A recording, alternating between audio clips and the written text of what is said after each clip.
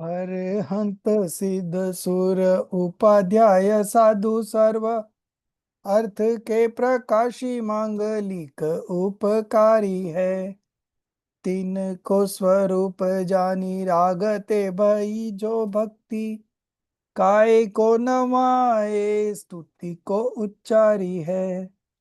धन्य धन्य तुम्ही से काज सब आज भयो कर चोरी बारंबार वंदना हमारी है। मंगल कल्याण सुख ऐसो हम चाहते हो मेरी ऐसी दशा जैसी तुम धारी है। हो मेरी ऐसी दशा जैसी तुम धारी है।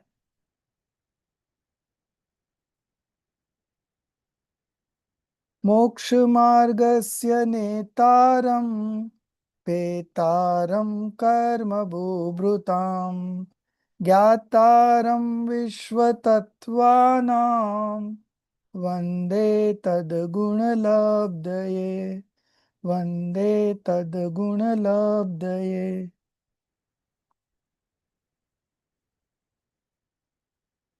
So today we will continue with chapter 1 of Tattvad Sutra. We were on to page number 48, right?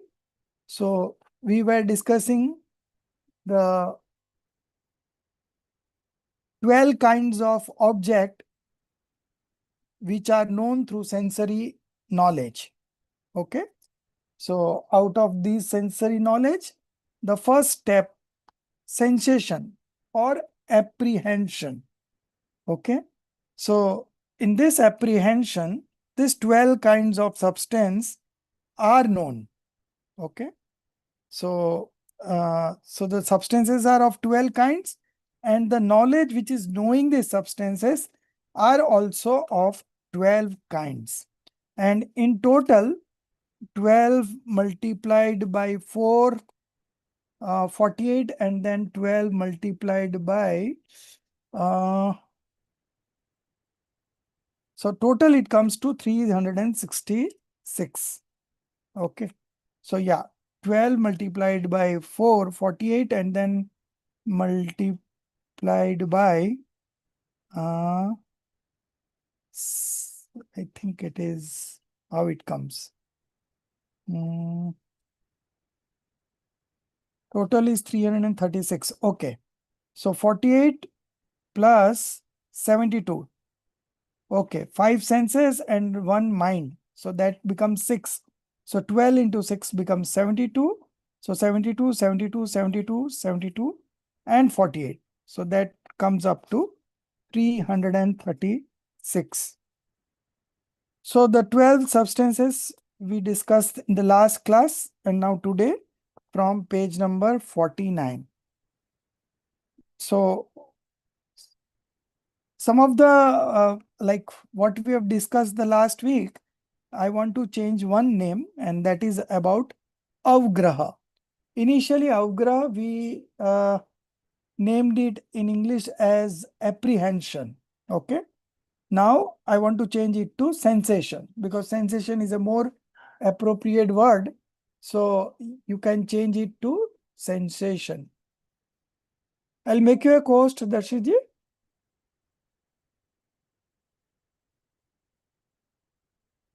Yeah.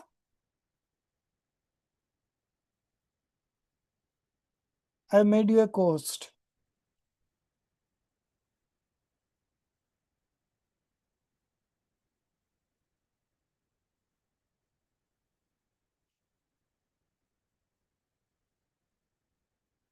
Yeah, I have made screen share also a co-host. Sorry, Rajesh. You are on Rajesh, mute. You are on mute. Sorry, I'm trying to get that You file are from on last mute. time. Yeah. Sorry, I'm trying to get that screen shared, but I'm having a problem with the file. Okay. Same thing was happening last time. I'll still try if I can upload it in a few minutes, please. No Okay. problem. No problem. You can carry on trying. What page are we on? Sorry.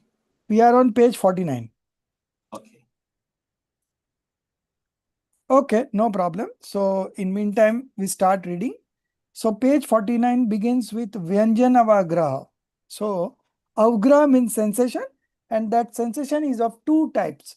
One is indistinct and one is distinct.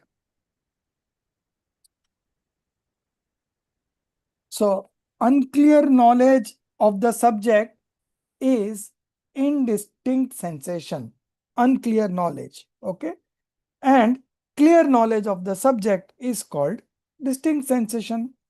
So indistinct sensation happens through the four senses except eyes and the mind, okay? So out of five senses, except eye and mind, okay? So other four senses like touch, taste, smell, and touch. Touch, taste, smell, and hearing. Okay. So these four senses, indistinct sensation happens. And through eyes and mind, distinct sensation happens. Okay. So now we will read the Sutra 18 and 19. 18 is Vyanjanasya Avagraha, the cognition of unmanifested substance, unclear knowledge, right, is possible by initial perception, that is sensation, avgraha. Such initial perception or sensation is called sense indistinct sensation, Vyanjanavagraha. Okay. The eyes and mind are not instrumental in indistinct sensation. Okay. So whatever we know apart from eyes and mind is called indistinct sensation. Okay. So this sensation is of two types, indistinct and distinct. Indistinct happens through four senses except eyes and mind, and distinct happens through all the six senses. Okay. So in case of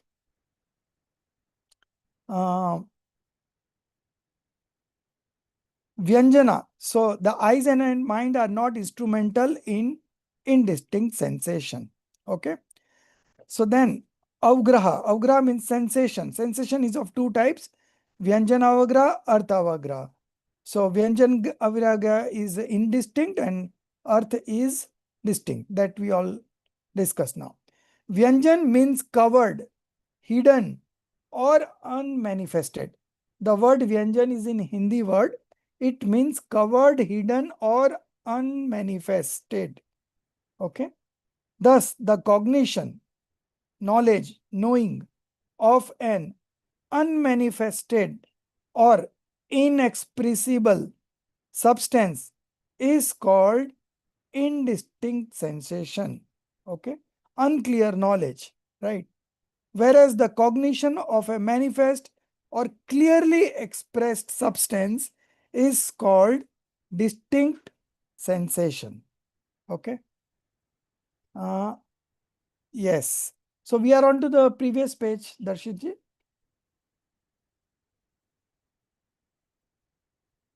Yes. Yes. Here we are. In the case of unmanifested objects, only Vyanjana Graha occurs. Arthavagraha, okay. Arthavagraha is distinct sensation. Then inquiry. Inquiry means curiosity. So these words we have to change. Inquiry would be curiosity. Last time we have changed, but here again they have forgotten. But in the last class we have done this. Curiosity. Inquiry means curiosity. We change it to curiosity. Okay. Arthavagra, you can put it into bracket. Distinct sensation. Arthavagra. Yeah.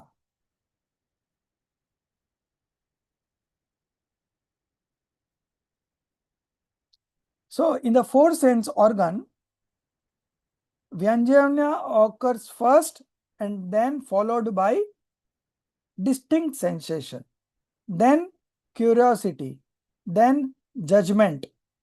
determinate knowledge is judgment. You cancel determinate judgment knowledge, you cancel. Yeah. Judgment. Fine. Then memory means retention. Cancel memory, retention. Occurs will be there. Occurs. Only in place of memory, yeah. Retention occurs. So this is the whole process of sensory knowledge. Initially, you will have initial perception that is called sensation. That sensation could be both indistinct and distinct. So in case of indistinct, it will be followed by distinct. Then it may go to the level of curiosity, then judgment, then retention. That means if retention occurs, then it will be in this sequence only. But it could happen that from curiosity, it doesn't go further. Then it comes back again to distinct or indistinct sensation. That can happen. But if it goes further, then it will go in this sequence only. Okay. This process is very interesting. As we have already studied about this, that initially there is a knowledge at first sight, which is called sensation. After sensation, there happens a curiosity to know more about the thing, substance. So then the steps comes of curiosity. Once the curiosity has developed, then the next step is judgment. Okay. So avgraha, iha, avai. Avai is judgment. So now you know what it is and you are very clear. So this is called judgment. And then comes retention. So when something goes to the level of retention, then you never forget it. Okay. If it is up to the judgment level, we might forget. Okay. But once it goes up to the retention level, then it stays there in our knowledge. Okay. So after retention, whatever has gone up to retention, that only can manifest into smruti, memory. Okay, memory. Then we had done that day pratyabhigyan. Okay, then tark, then anuman, inference. Okay, so those words, if you would like, I would like to repeat it. 1 minute. Huh? The whole process. Yes.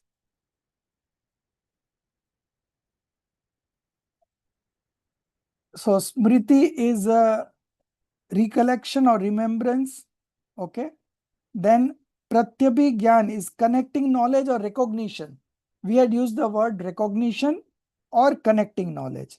And then it goes to reasoning. Okay. Tark, logic, reasoning. And then it goes to inference. So this is the whole process going on in our knowledge. Okay. So initially, we might require some efforts. Okay. But when we are used to it, we can do it very naturally. Okay. So we come back to the text, and at the end, I will again explain, come back to this point, how the whole process happens. Okay.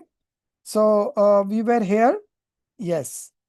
With the four sense organ, Vyanjana occurs first, followed by distinct sensation. So first happens is indistinct sensation for four sense organs, except eyes and mind.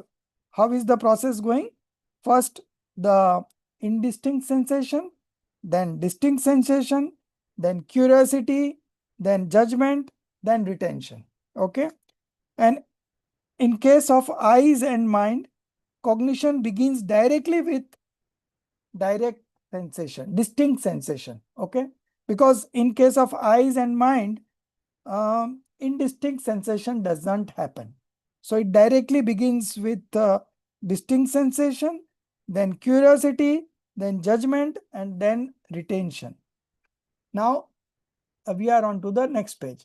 It is especially important to note that the eye or the mind are not instrumental in indistinct sensation, but only the remaining four organs are instrumental cause in its occurrence. Okay. In its occurrence means in the occurrence of indistinct sensation. In this way, the four sense organ are instrumental in indistinct sensation. So it becomes 48. So 12 kinds of object that we discussed in the last class multiplied by four sense organ, it becomes 48. In case of Vyanjanavagra, indistinct sensation becomes of 48 types. Now, how many types do the distinct sensation happens? So again, it will be like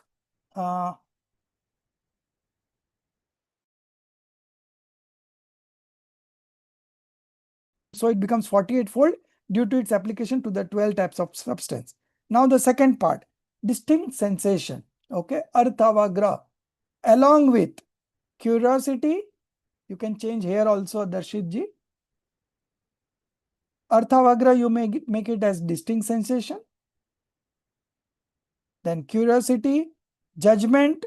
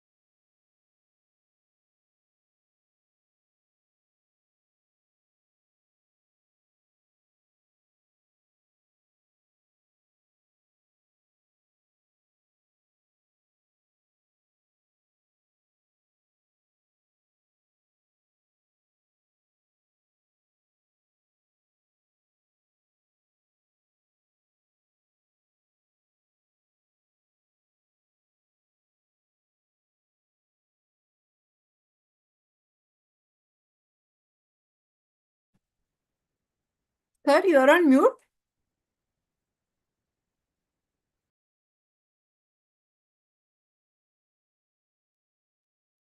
how long I was in mute?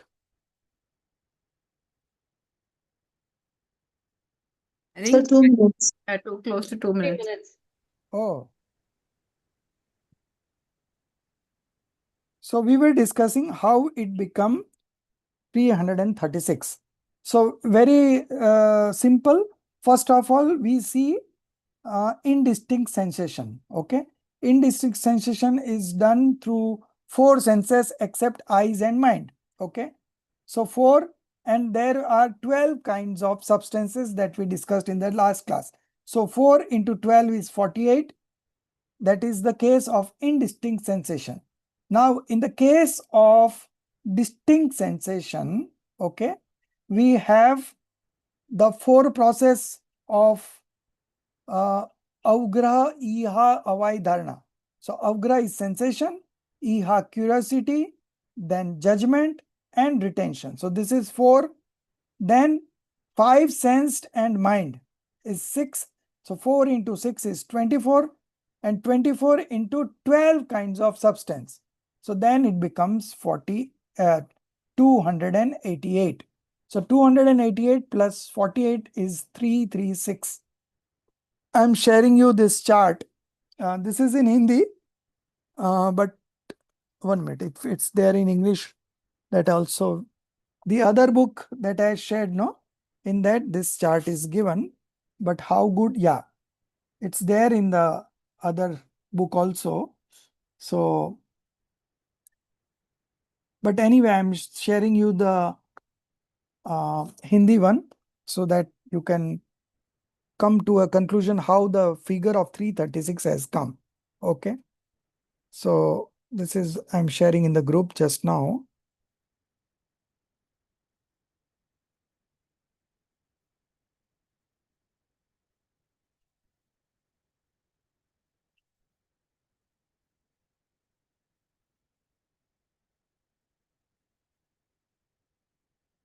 Yes.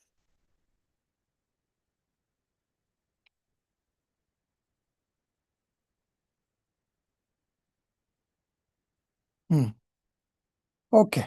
So 336. So these are the 336 are the subdivisions of sensory knowledge. Okay. So sensory knowledge becomes 336 with these permutations and combinations. Now we move on to Shrut Gyan. Okay. So after we complete Shrut Gyan, we will come back again to the whole process, and with an example, I will show you what is the practical use of knowing all this. Although the terminology is a bit hard, but once you understand it and once you understand the process, it will be very interesting. There is a lot of research going on across all religions in this field of cognitions, the knowledge. So it's a very vast subject, but nobody has got the logic that Jainism has got. So they are not able to prove anything, and Jainism has logically explained and proved everything. Okay. So now we move on to the next. So sensory knowledge discussion is over.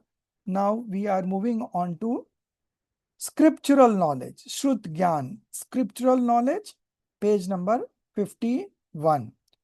After discussing sensory knowledge in 7 aphorisms, okay, now the text takes up the scriptural knowledge in a single sutra. Okay, I think sutra number 20. Yeah, 20.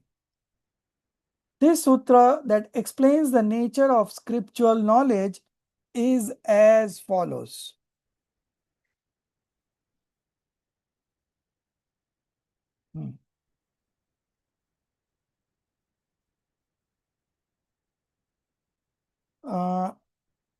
Srut mati purva dyunyene kada dash vedam. So scriptural knowledge arises subsequent to sensory knowledge. Always what happens first? First is perception, darshan upyog. Okay. Then comes knowledge. And in knowledge, we have first memory, sensory knowledge. Okay. After sensory knowledge, the scriptural knowledge arises. It's always in this sequence. Perception, sensory knowledge, and in sensory knowledge also we have seen so many of varieties, starting from sensation, curiosity, judgment, retention. Again from retention we move to remembrance, then connecting knowledge or recognition, then third one is reasoning, and then inference. Okay. So this is the whole process. After inference, you go to realization. Self-realization happens. Okay. But this is the process. It will always happen like this. And after that, so we were discussing sensory knowledge, and after sensory knowledge, we are discussing now scriptural knowledge. So scriptural knowledge arises subsequent to sensory knowledge. Now, it may happen that in sensory knowledge, we were at the sensation stage. Then you went on to scriptural knowledge. Then again you came back to sensation. Then you again go to, say, curiosity. Then again you go to scriptural. So whenever you want to go deep, dwell deep, you have to go to scriptural knowledge. All the viewpoints are part of scriptural knowledge. Okay. The viewpoints are not present in the sensory knowledge. It is a part of scriptural knowledge. So when you want to know anything more deeper, you have to go to scriptural knowledge, Mati Gyan and then Shrut Gyan. Shrut Gyan you will be able to know more with more clarity. Okay. Of course, the total clarity will happen in omniscience knowledge, but as at our level, we have only now sensory knowledge and scriptural knowledge. Okay. So scriptural knowledge arises subsequent to sensory knowledge. It has two primary divisions, The first has many subtypes and the second has 12 subtypes. Now the first one, the two principal divisions of Shrudgyan are Anga Bahya, outside the Angas. Okay. Now the English name for Anga Bahya is subsidiary texts. Okay. Subsidiary text. And Anga Pravist means major text contained within the Angas. Okay. So now we will see, now this subsidiary text and this major text, these both knowledge has come to us from Gandhar, the chief preceptor. Okay. Like in case of Lord Mahavir, Gautam was the chief preceptor. Okay. Gautam Gandhar, he was the chief preceptor. And he is responsible for creating this Anga Bahya and Anga Pravista. But Anga Pravista is exclusively made by the Gandhar. Okay. But Anga Bahya, subsidiary text, are made by Gandhar also and other Acharyas also. So Tattvarth Sutra, Samaysar, Panchastikai, Ashtapahud, Samaysar, all these are called subsidiary texts. Okay. And Ang Pravishta is the major text. So there are 12 subdivisions. So the first type, Anga Bahya, has got many subtypes because there are many scriptures. Okay. So it has got many subtypes. But the second one has only 12 types. Okay. So these major texts are called 12 Anga plus 14 Purva. Okay. So there are two parts into major text. One is 12 Anga and then 14 Purva. The name of the 12 Anga are given one by one. We can see it. Acharang, Sutra Krutang, Sthanang, Samvayang, Vyakhya Pragyapti Ang, Gyatru Dharma Kathang, Upsaka Dhyay Nang, Anant Krit Dashang, Anutropapa, Anuttaropa Padik Dashang, Prashna Vyakrang, Vipak Sutrang, Drashti Vadang. Now out of these 12, only one is available. We have lost 11. And out of that one, whatever is left, out of that one also it is not complete. Some parts are available of one. So you just imagine, so much of knowledge was available, but we have lost. The other day we were studying Ashtapahud. Okay.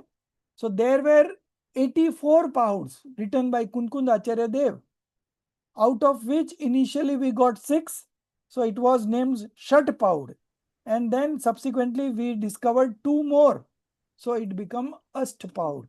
And rest of them we have lost. Because Acharyas used to write on Tadpatri, you know.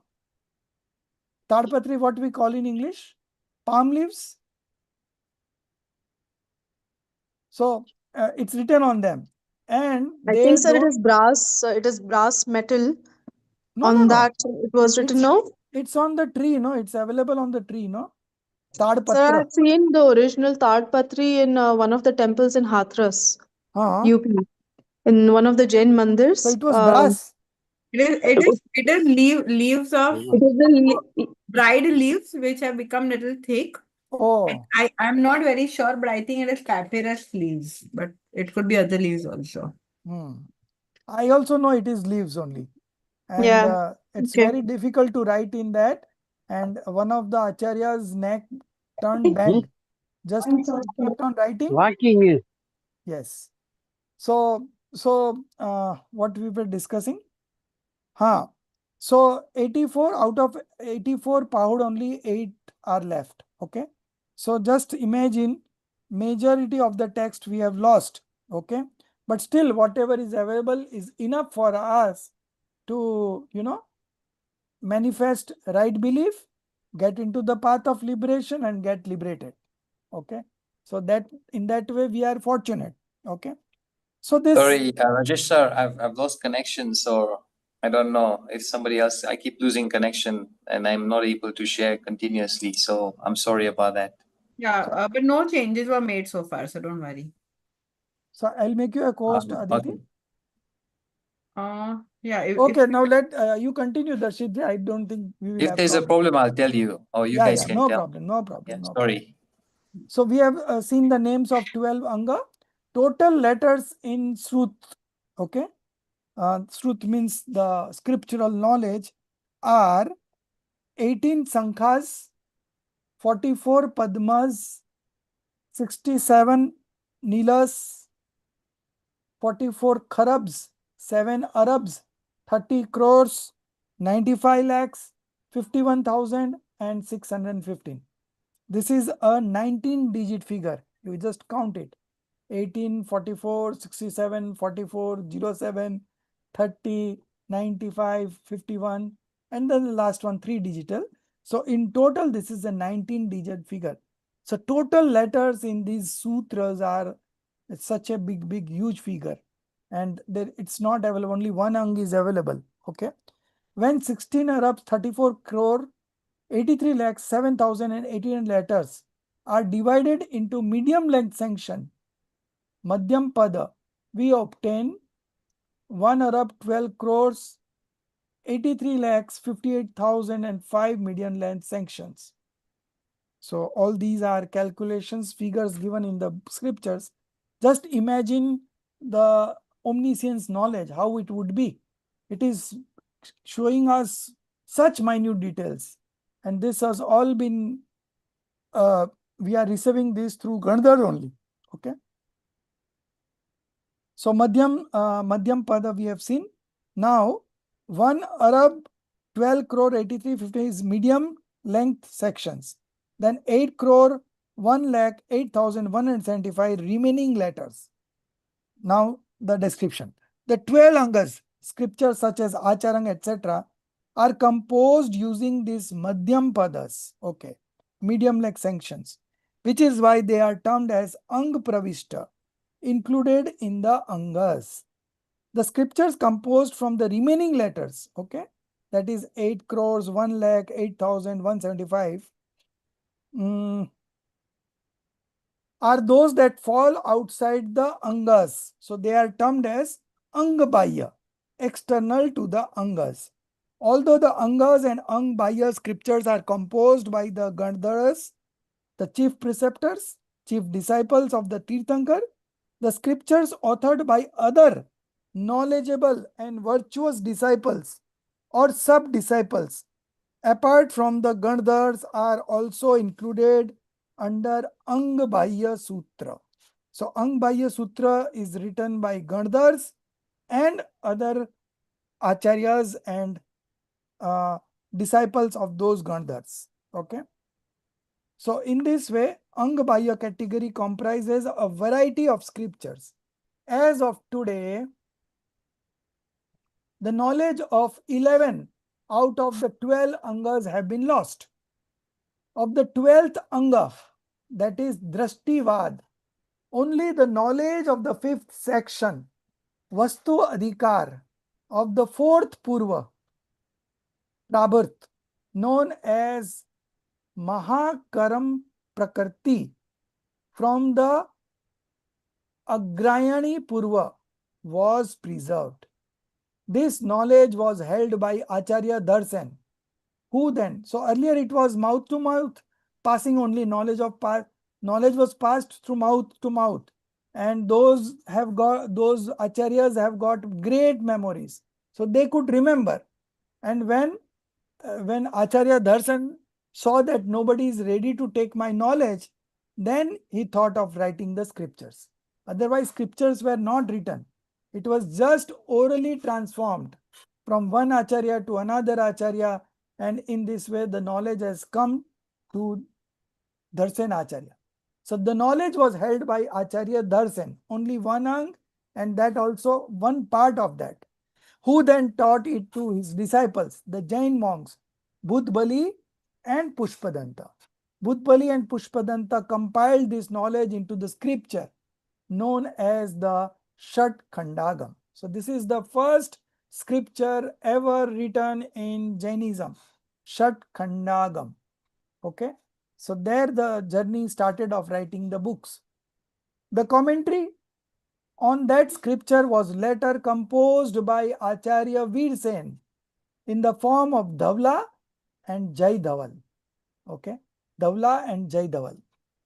Based on these texts, Acharya Nemi Chandra went on to, so this is Nemi Chandra Siddhant Chakravarti, went on to author major treatises such as the Gomatsar Jeev Kand, Gomatsar Karm Kand, Chapna Sar, Trilok Sar, Labdi Sar, okay, all these 5, okay. Thus began the formation of the first Srut Kand, scriptural tradition or lineage. And there is another second Srut Kand that is being said it was that started with Kunkund Acharya Dev. Okay, so after the Srut Kand, the Jainism was on the verge of extinction, and then Kunkund Acharya again went to Mahavideshekra and he listened to Simandar Paramatma's Divya Dhvani and came back to here in Bharat Kshetra and wrote all the scriptures, Sem5, Pravachan-sar, Niyam-sar, Ashtapaud, Panchastikay, right? And many other scriptures which are not available. So that is how the second Srut Kand started. Okay. So now we have seen the first Srut Kand. Scriptural tradition or lineage. Okay. At the same time, another Jain monk, Acharya Gundhara, possessed knowledge of the third Prabhut from the 10th Vastu Adhikar of the Gyan Pravad Purva. He passed on this Prabhat to a monk named Naghasti, who studied it under him. After learning from both these monks, another monk named Yati Nayak, okay? Yati Nayak composed a condensed version, Churnika, of these texts containing 6,000 aphorisms, sutra.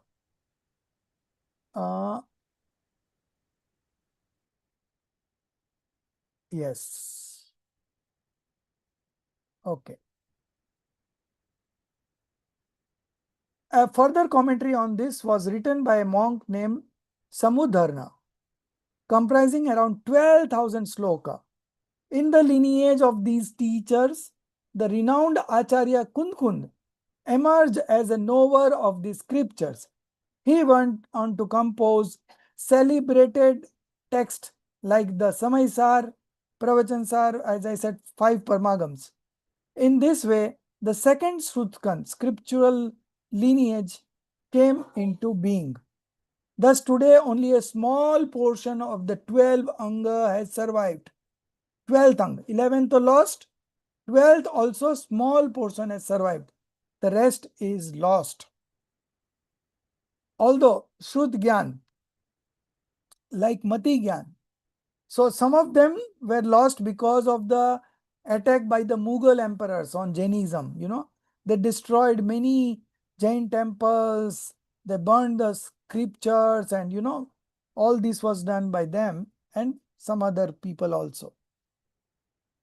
Although Srut Gyan like Mati Gyan can exist in all embodied beings from the 1st to the 12th stage of spiritual development, even including one sensed being.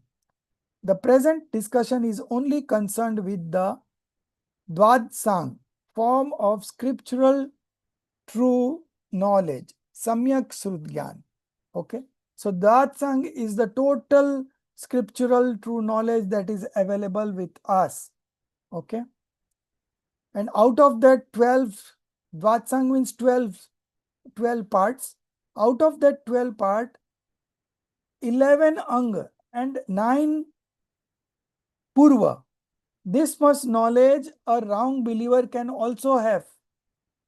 You know, a wrong believer can have knowledge to the extent of 11 ang, 9 purvas. Okay, 11 ang and 9 purva. A false believer can also have.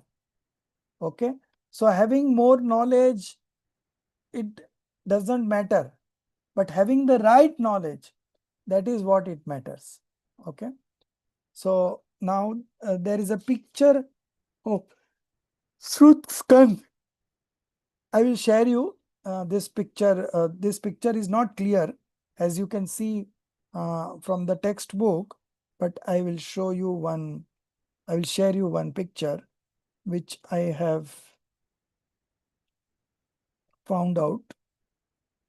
I have shared with the translation team. They will incorporate it, but it will take some time.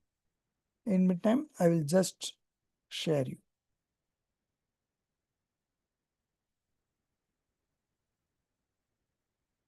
Yes.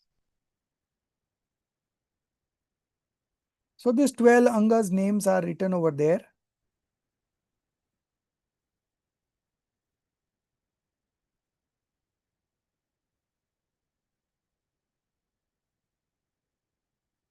Two pictures I have sent.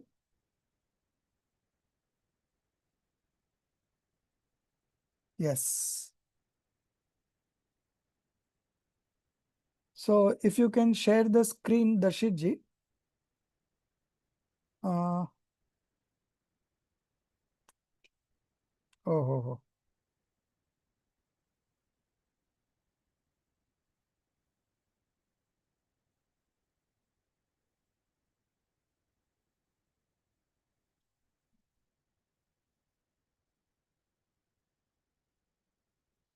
See, all the Angs are written, names are written. Okay, so you can just refer to it. So this is the chart of this Sruth Skand. Okay. Okay. So now we move on to the third knowledge, clairvoyance, Avdigyan. Okay. Avdigyan is of two types. Clairvoyance caused primarily by birth. Okay. That is Bhav Pratyay, Avdigyan.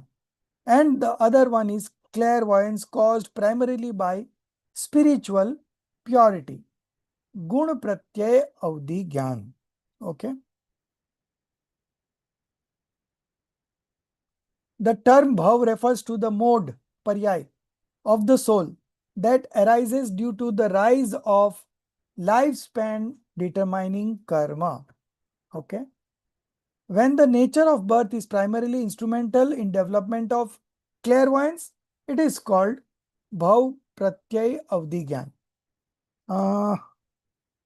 If you want English names, we do have.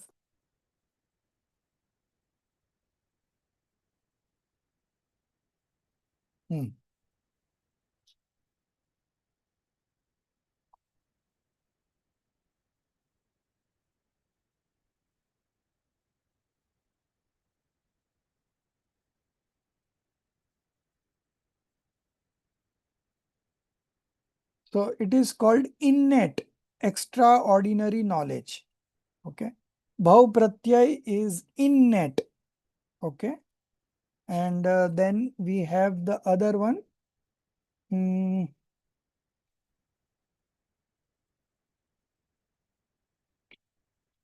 Cultivated extraordinary knowledge. Okay. So the first one is bhav pratyay is innate. Innate extraordinary knowledge, or innate, not extraordinary, it would be clairvoyance, innate clairvoyance, because it is bhav pratyay. Okay, bhav pratyay avdigyan. So innate extraordinary. Okay, because pratyay word is also there, so it will be extraordinary. Innate extraordinary clairvoyance knowledge. Now it is correct. The other one is culminated. cultivated extraordinary clairvoyance knowledge. Okay, so clairvoyance caused by primarily by spiritual purity. Okay, so this is called extraordinary. The tapam refers to the modification modes of the soul and arise due to the rise of lifespan determining karma. When the nature of birth is primarily instrumental in development of clairvoyance, it is called bhavratya. Okay, when it arises due to the partial destruction and subsidence of karma, it is called gun pratyay. Cultivated extraordinary clairvoyance knowledge. Although even clairvoyance caused primarily by birth nature requires the partial elimination and suppression of the obstructive karma specific to clairvoyance, because without that, clairvoyant knowledge is not possible at all. Nevertheless, in celestial and hellish embodiments, this partial elimination and suppression of the obstructive karma occurs inevitably. Okay. Therefore, the nature of birth is considered the primary cause and is accordingly called as bhav pratyay. Okay. Is this knowledge carried forward in the next birth? No. No. It is only compulsory to hellish being and heavenly being, but some of the humans do have, but very few. Okay, so it is not carried forward. Now the next, just as birds are seen to fly in the sky from the moment of birth, in the same way celestial beings and hellish beings possess clairvoyant knowledge from the moment of their birth. That is why their clairvoyant knowledge is called knowledge arising primarily due to the mode of existence, bhav pratyay. Among humans and subhumans, very few beings possess clairvoyant knowledge, very few beings. Therefore, in humans and subhuman, partial destruction and suppression of karmas is said to be the instrumental in development of clairvoyance knowledge. Regarding clairvoyance knowledge, two aphorisms are found in the Tattvarth Sutra 21 and 22. What does 21 say? Yes. Bhav pratyayo vardi davana narkanam. Okay. Dev and anarchy. Okay. Shayopsham nimitta shad vikalpa shoshanam. Shoshanam means the remaining souls. Okay. Clairvoyance due to birth nature is found in celestial and infernal beings. Infernal beings means hellish beings. And the partial destruction and suppression of karmas is instrumental in development of clairvoyance of all other beings, namely human and the more sentient five-sensed subhumans. It is of 6 types. The brief description is as follows. Accompanying, anugami, is that clairvoyance which remains with the soul even in a subsequent birth or even in a different space, just like sunlight that spreads across places. Now, this clairvoyance which remains with the soul even in the subsequent birth. Now, this is not very clear, because subsequent birth, which birth? That is not mentioned, but I will nevertheless check about this. So, this clairvoyance knowledge is of what you call hellish being or heavenly being, or it's a human or subhuman being. That also we have to clarify. And if it carries forward to the next birth, then what is the next birth where it could be carried on? Because there are so many limitations in Karnan Yoga, so that we have to see. Now this is non-accompanying. So there is another kind of clairvoyance knowledge which does not accompany the soul into the next birth or space. Then increasing, clairvoyance that increases steadily, like the phases of the waxing moon. Okay. Decreasing, clairvoyance that diminishes gradually, like the waning phases of the moon. Then we have steady, avasthit, is that clairvoyance which remains constant, like the sun, or unchanging, like a mole on the body, neither decreases or increases, constant, okay, steady. Then unsteady, anavasthit, is that clairvoyance which fluctuates irregularly, increasing and decreasing like waves of water stirred by the wind. Now, the next. In this context, an important point to note is that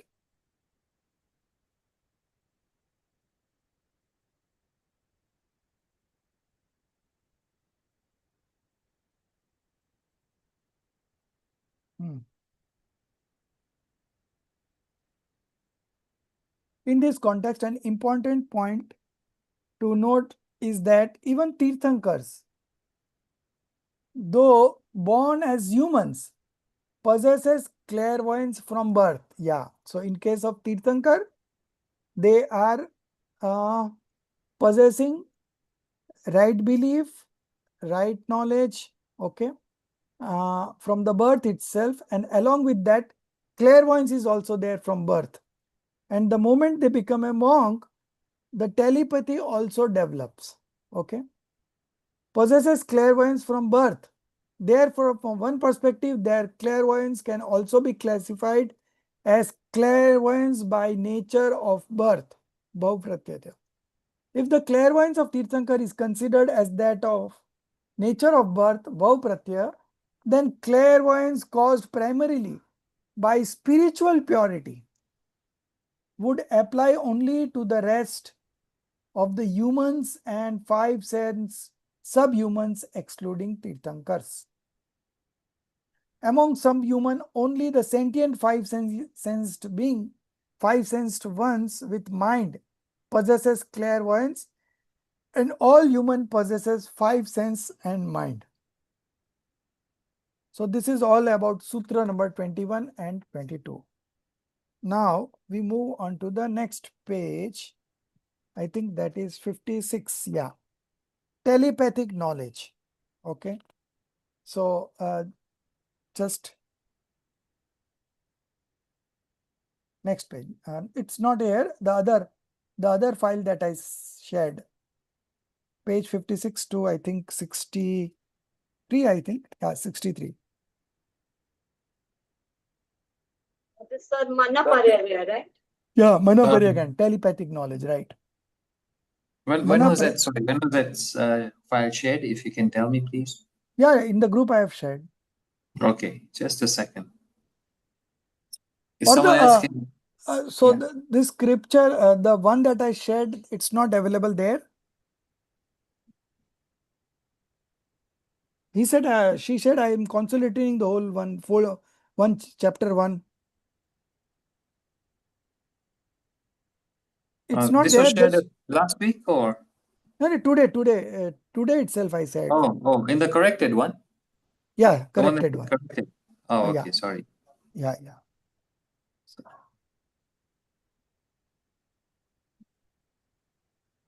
So this telepathic knowledge is aphorisms number 23, 24 and 25. 3 sutras, telepathic knowledge will be discussed. After discussing sensory knowledge, scriptural knowledge, clairvoyant knowledge, we now turn to telepathic knowledge in the following 3 aphorisms. Okay. The first aphorism related to Mana Paryay Gyan is Riji Vipula Mati Mana Paryaya. This is Sutra number 23. Telepathic knowledge is of 2 kinds, Rijumati and Vipulmati. 1 minute. Darshitji, you share.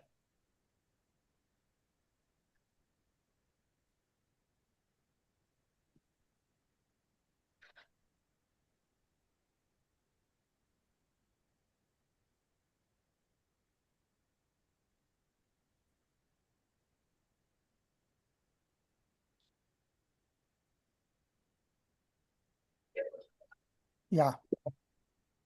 So, Sorry, is Rijumati, somebody else Rijumati, able to share it? you're not able to share? It's not coming through on my email. That's the problem I'm having. Okay. So it's causing a delay. Okay, okay. So, I will make you a co-host, Aditi. I think I can make 2 co-hosts.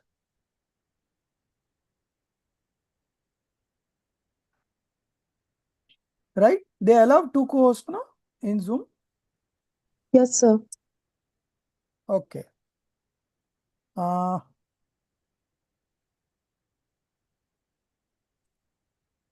Aditi is not there or what? Are you there? Okay. So, 1 minute. So, what is this? This telepathic knowledge is of 2 types, Rijumati and Vipulmati. Rijumati is called simple telepathic knowledge. Okay. This is the kind of knowledge that perceives the material object residing in the minds of others when those thoughts are contemplated with simplicity in mind, speech, and body. Okay. So this is called simple telepathic knowledge. Now you move on to page number 56 directly.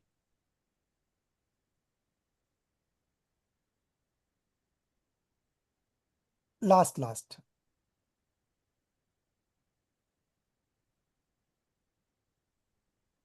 48, 61. Yeah. Next. Yes. 56. Yeah, correct. Yes. Thank you. So Rijumati, simple telepathic knowledge is that knowledge which through the simplicity of mind, speech and body knows the physical objects present in another's mind. So in case of clairvoyance knowledge, it also knows only material objects, physical objects, okay? And in case of telepathic knowledge, it also knows only physical objects present in another's mind. So what is present in the mind, Darshitji? Anybody's mind. Now it says that other's mind. So what object are present in the other person's mind? Thoughts, right? And these thoughts are also considered as physical objects. That question will come, and that at that time we will discuss. Now we'll just see the definition. So Vipulmati is complex telepathic knowledge, the knowledge which knows the honest and deceitful thoughts in the form of physical object present in another's mind. This is called Vipulmati complex telepathic knowledge. A possible question may arise here. This question what we were discussing now. What is meant by physical object situated in the mind? Because the mind only gives rise to thoughts and psychic conceptualizations, that is vikalp. Vikalp and vichar, these are the 2 functions of mind, okay? Are these thoughts or conceptualization of physical entities? The answer is yes. These thoughts and conceptualizations are indeed considered to have form. Form means they are physical objects. This is self-evident from the fact that the subject matter of telepathic knowledge is the physical object, that it only knows the object existing in another's mind.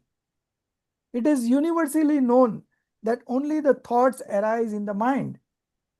Hence, it is established that these thoughts and conceptualizations are, take it slightly up,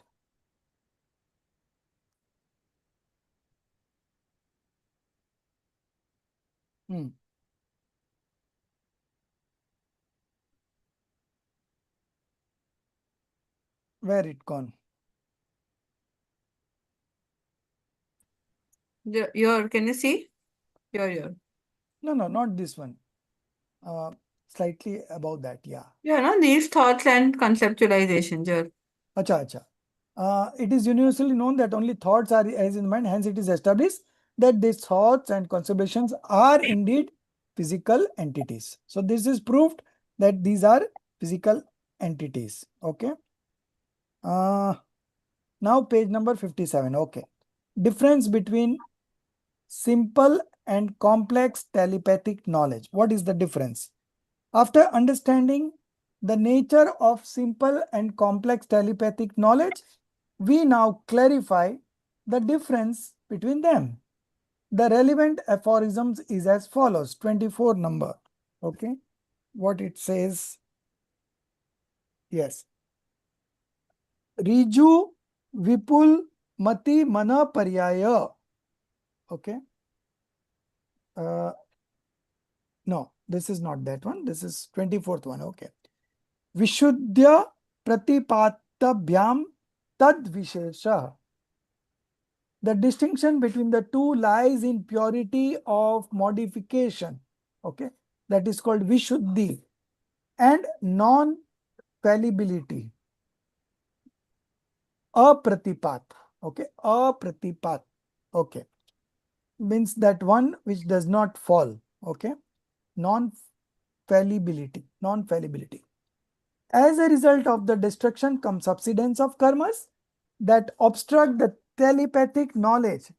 The inner clear modification experienced by the soul is called as purity. Pratipat means falling off or discontinuation, whereas apratipat means non-falling or continuity. A person who attains complex telepathic knowledge has a greater degree of purity in their mental modifications than one with simple telepathic knowledge. Simple telepathic knowledge may fall or discontinue. However, the one possessing complex telepathic knowledge never regresses, it does not fall back. It remains intact until omniscience is attained. Okay. At the time of attaining omniscience, all four knowledge acquired through partial destruction come subsidence of karmas, sarvsham gyans, sarvsham karmas, naturally ceases. In this way, it is established that not falling off before the attainment of omniscience is called non-fall, apratipat, and falling off even without attaining omniscience is called fall, pratipat. Thus, complex telepathic knowledge is non-falling, while simple telepathic knowledge is liable to fall. So this is the major difference. Complex telepathic knowledge occurs only in those who are destined for liberation. Tadbhav mokshgami, same birth, going to get liberated in the same birth. But simple telepathic knowledge can occur both in those who are destined for liberation and in those who are not. Okay. As far as the path of liberation is concerned, this telepathic knowledge is of no use. Okay.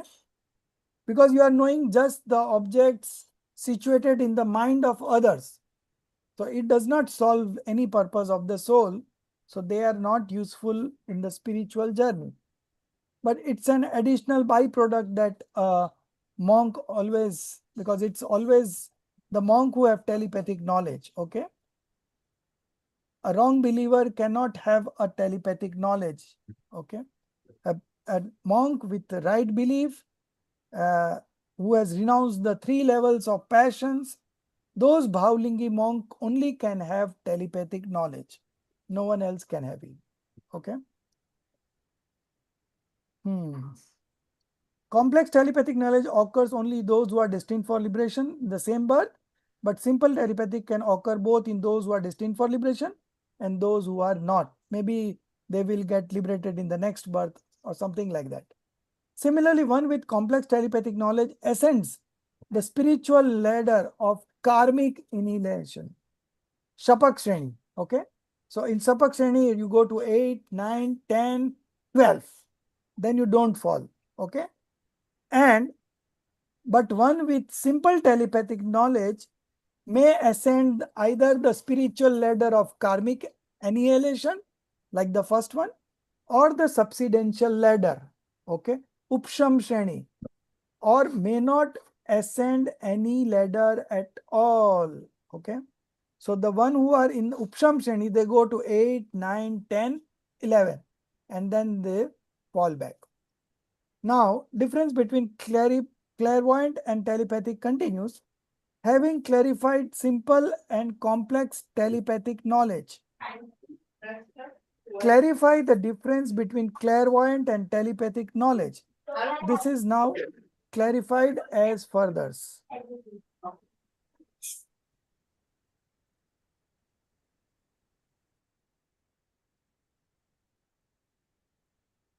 You want to ask something, Jinali?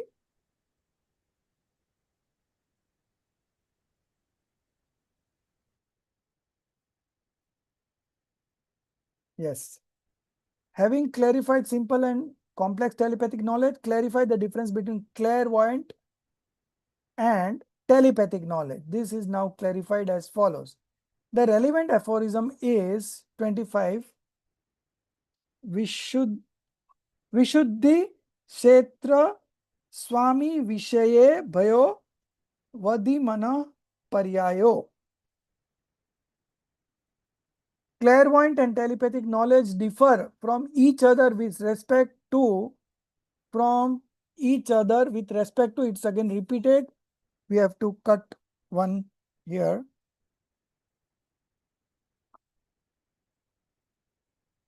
Darshit, if you can cut it.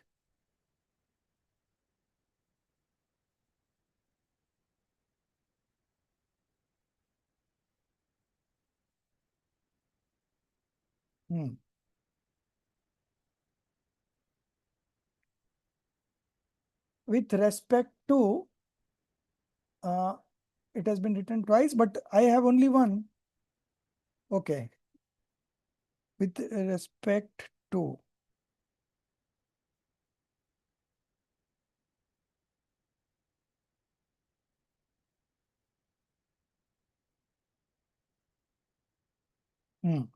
With respect to purity,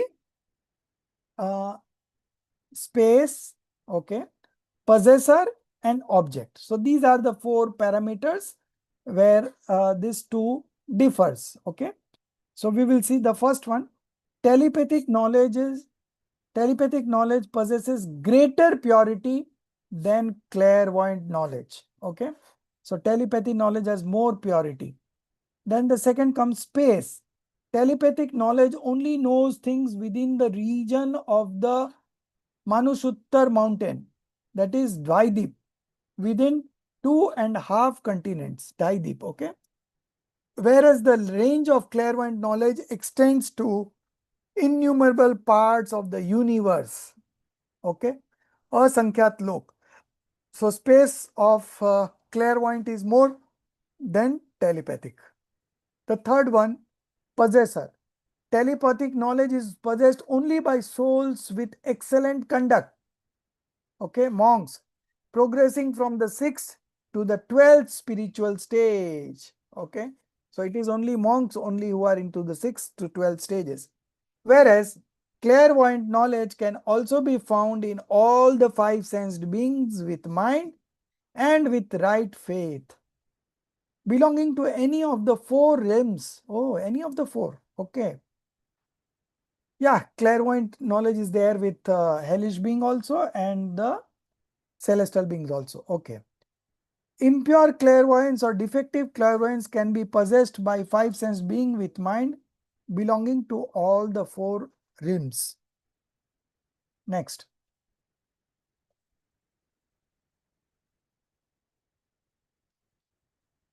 One, two, three. Now fourth. The object of clairvoyant knowledge includes all material substances and some of their modes. Yeah, now the object of clairvoyant knowledge includes all material substance and some of their modes within the limits of substance, space, time, and modification. The object of telepathic knowledge is also material substance, Rupi Padarth. Rupi Pudgal. However, it only concerns those substances that are infinitely subtler than the object of clairvoyance. So this is another difference. In terms of indivisible segments of modes, namely the thoughts and ideas located in another's mind. Thus, we observe that clairvoyance and telepathic knowledge differ significantly with respect to purity, space, possessor, and object. Okay, so this is where we end today. Now there is subject matter. Okay, so this is another short topic, we can take it up. The subject matter of the 5 types of knowledge.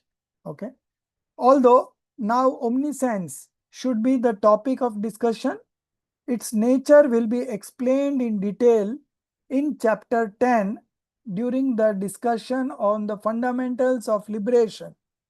Okay, therefore, leaving that aside for now, we reflect here upon the objects of the 5 types of knowledge. Okay, so the omniscience would be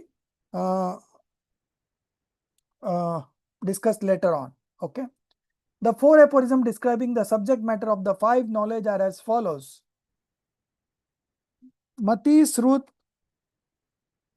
Yoni Bando Dravya Sarva Paryayeshu Rupeshva Vadeh Tadandan Bhage Mana Paryayasya Sarva Dravya Paryayesu Kevalasya.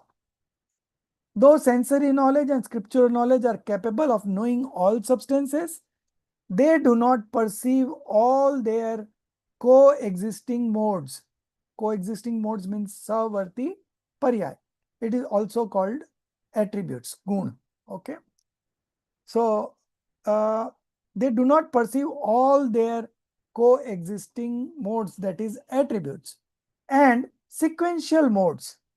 Sequential modes are one mode after another mode is called sequential modes, and coexisting modes are called attributes, because all the attributes are present at the same moment, but whereas modification comes once at a moment. Okay, so it is sequential, and this is coexisting. Coexisting modes means attributes, and sequential modes means the modifications. They grasp only a few of those modes. So sensory knowledge and scriptural knowledge, they are able to grasp only a few of those modes. Thus, the object of sensory knowledge and scriptural knowledge are the few modes of all substances. So this is the area what sensory and scriptural knowledge knows. Now, what clairvoyance knows? Clairvoyant knowledge knows only material substances. Hence, its subject is material and some of its modes. Telepathic knowledge perceives a substance that is infinitely subtler than that known by clairvoyant knowledge, a subtle material substance which consists of the thoughts and notions located in another's mind. From this, it is naturally established that the psychic activity and thoughts arising in the mind are also material, composed of matter. So this was discussed earlier also, and here it is repeated. Omniscience directly and vividly perceives, without the aid of senses or the like, and through the soul itself. What is missing here? Omniscience directly and vividly perceives with the aid of senses or the like, and through the soul itself, all substances along with all their coexistent modes, that is attributes, simultaneous across past, present and future, and sequential modes all at once in a single moment. So omniscience knowledge is the knowledge which knows everything at the same moment. Okay, that Is is it the mind? Is pardon? it mind where it says like or the like? Eight I or think something is- senses and mind or the like means without the aid of senses or the like. Let me check with the Hindi what's written over there. 1 minute. This is omniscience. Okay. केवल ज्ञान सभी द्रव्यों और उनकी त्रिकाल संबंधी सभी सहभावी पर्यायों और क्रम विभाजक को एक समय में एक साथ अत्यंत स्पष्ट रूप से इंद्रिय आदि के सहयोग. अच्छा, so senses etcetera. Okay, senses and the like means senses etcetera, इंद्रिय आदिक, सो एटसेट्रा, सेंसेस एटसेट्रा के सहयोग बिना सीधे आत्मा से प्रत्येक जानता है. Okay, so it says that the omniscience knowledge knows directly from the space points of soul, okay, without any help from any other entity like senses and mind or nothing. Okay. So, so here we end. So this is the reason why it is called suprasensory direct knowledge, atindriya pratyaksh. Okay. So this is page 60. We will begin from tomorrow, and we will mostly complete tomorrow itself up to 68 page and then one chart. Okay. So that is what we have. So tomorrow we will begin with 60, page number 60, and try to finish tomorrow. Okay. So exams dates have come, you know. So if anybody wants to appear earlier, then you contact our team leaders. They will arrange for your appearance of early examination. And otherwise, if you are okay with the schedule, you don't need to inform anybody. Okay.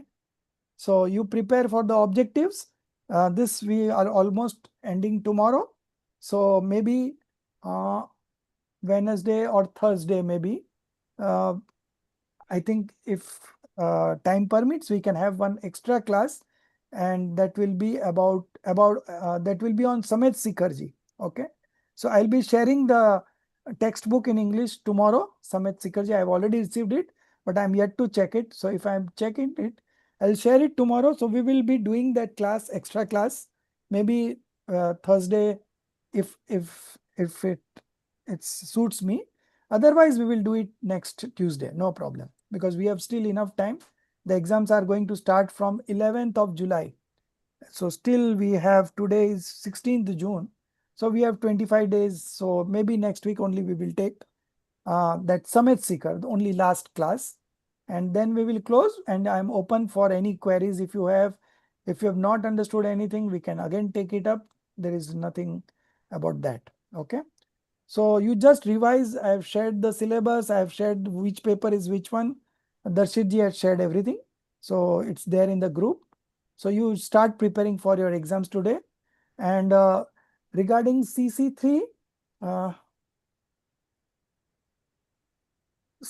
what is our what is the topic given for CC3? So it is Ashtapahod. Okay. So Ashtapahod. So I was confusing that. Tatvar Sutra is paper 2 actually. So this is, we are repeating chapter 1. That's why it is coming here. Otherwise, Ashtapahod, sorry, it's Ashtapahod. It's, yeah. I've given you on Bhav Pahud. Okay. You have to summarize Bhav Pahud. So few of you have submitted, but I will check all together. So everyone's submit before the deadline. So I'm able to check all together, because once I lose track of it, then again, it's very difficult to connect. Okay. So I'll be checking during the vacation. Okay. So next week we'll connect again. No, tomorrow only we are connecting for the last class on Tatvat Sutra, and then next week Samet Sikar. Okay.